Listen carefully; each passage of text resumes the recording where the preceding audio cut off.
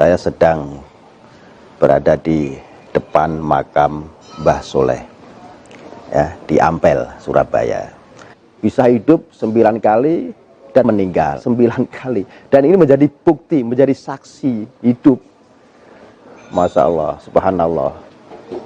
Ini para GSP, katanya Pak Hamim, sebagai abdi dalam dari Ampel, ini kalau dilihat secara mata batin, bisa tembus ke Mekah. Benar Pak? Ya. Karena ini kondisinya kayak gini nih, kalau diketok, nah, ini kan suaranya seperti ini bekas lubang ya. Nih aslinya ini nih, karena ditutup ya Pak Amim. Nih, nah kalau ini yang asli temboknya nih, tuh beda suaranya. Kalau hari Jumat sama hari Raya, dia itu mau ke Mekah. Sholat Jumat di Mekah itu dari sini. Lubang tembus ke Mekah.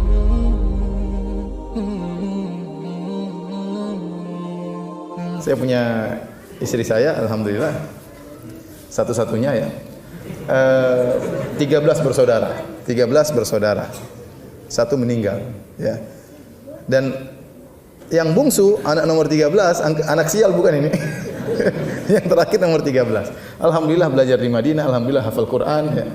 Ya, dibilang anak sial, ya.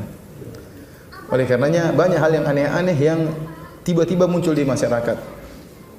Saya baru kemarin pergi ke suatu kota di tanah air kita. Tiba-tiba saya diceritakan tentang suatu fenomena yang sangat aneh. Tentang suatu tempat, di situ ada namanya batu Quran. Barang siapa yang putar 7 kali, maka dia minta apa saja dikabulkan. Ya akhi, subhanallah, ya. Ini kesyirikan. Yang mengatakan ini syirik adalah ulama Syafi'iyah seperti Al-Mikrizi. Termasuk kesyirikan dalam perbuatan, kata beliau, adalah tawaf selain di Ka'bah. Orang-orang datang berbondong-bondong meyakini hal tersebut. Dari mana keyakinan ini? Cerita konon dan konon.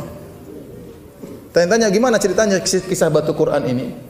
Ceritanya adalah salah seorang wali dari kampung mereka pergi berhaji. Tatkala sampai di haji, dia mungkin pergi naik kapal, kemudian zaman dahulu, waktu pulang dia tidak lewat jalur biasanya. Waktu dia pulang, dia masuk di sumur Zam-Zam. Demikian saya dengar ceritanya. Dia masuk di sumur Zam-Zam, kemudian dia tembus sampai ke kota tersebut di tanah air. Tatkala dia sampai di tanah air Zam-Zam bocor dari Mekah itu, bocor keluar. Maka dia khawatir jangan sampai nanti jemaah haji kekurangan apa? Air Zam-Zam. Maka akhirnya dia mengambil Al-Quran, ini kisahnya ya. Dia mengambil Al-Quran, kemudian dia tutup Al-Quran tersebut, dijadikan penutup air tadi supaya tidak keluar lagi. Setelah Al-Quran diletakkan, tahu-tahu Al-Quran tersebut menjadi batu. Namanya batu apa? Quran. Subhanallah, itu ceritanya. Ya. Kasihan ngebor jauh sekali. Sampai sekarang saja pemerintah Arab Saudi belum ngebor dari Mekah sampai ke Madinah. Sampai sekarang masih diambil air secara manual.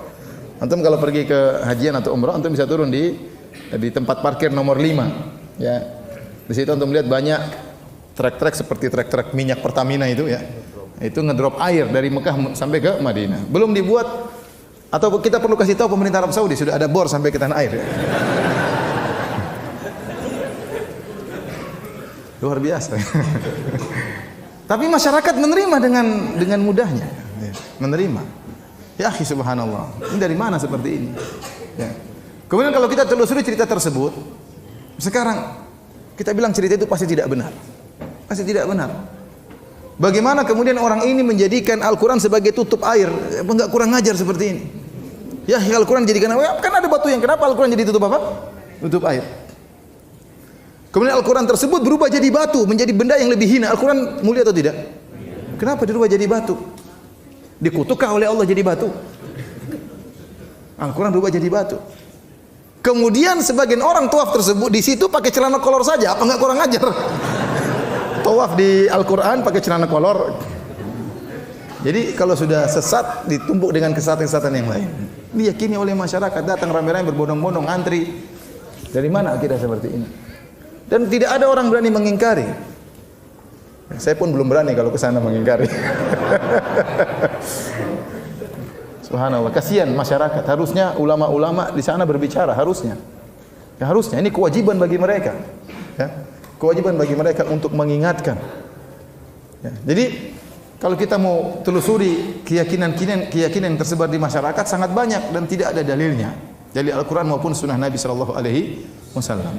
Sebelumnya saya pernah pergi juga di suatu kota di tempat yang lain di Jawa juga. Ada 3 gentong besar di suatu masjid besar terkenal, orang datang ramai-ramai sana. 3 gentong besar ini sekitar belasan tahun yang lalu saya ke sana.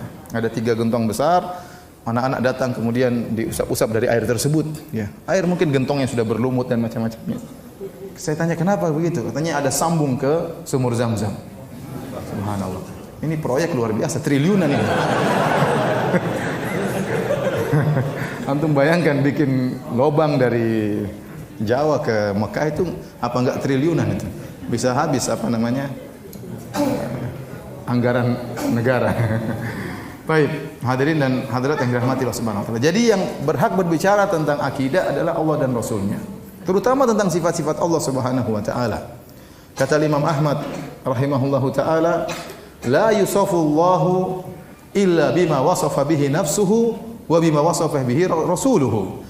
La natajawazul Qur'ana wal hadis. Kata Imam Ahmad rahimahullahu taala, tidak boleh Allah disifati kecuali dengan apa yang Allah sifatkan dirinya sendiri dan Allah lebih tahu tentang dirinya. Atau yang disifatkan oleh Rasulnya. Kami tidak mau melewati Al-Quran dan hadis. Kami tidak mau melewati Al-Quran dan hadis. Kami berhenti pada Al-Quran dan hadis dalam masalah sifat-sifat Allah Subhanahu wa taala. Al-Auza'i rahimahullah pernah berkata, "Naduru ma'as sunnah haitsu darat." Kami bergulir bersama sunnah di mana sunnah tersebut bergulir. Ya. Kalau sunnah menunjukkan demikian, maka kita yakini tidak perlu kita ingkari dengan akal kita atau dengan yang lainnya. Hadirin hadirat yang dirahmati oleh Allah Subhanahu wa taala. Oleh karenanya Rasulullah SAW mengajarkan akidah kepada para sahabat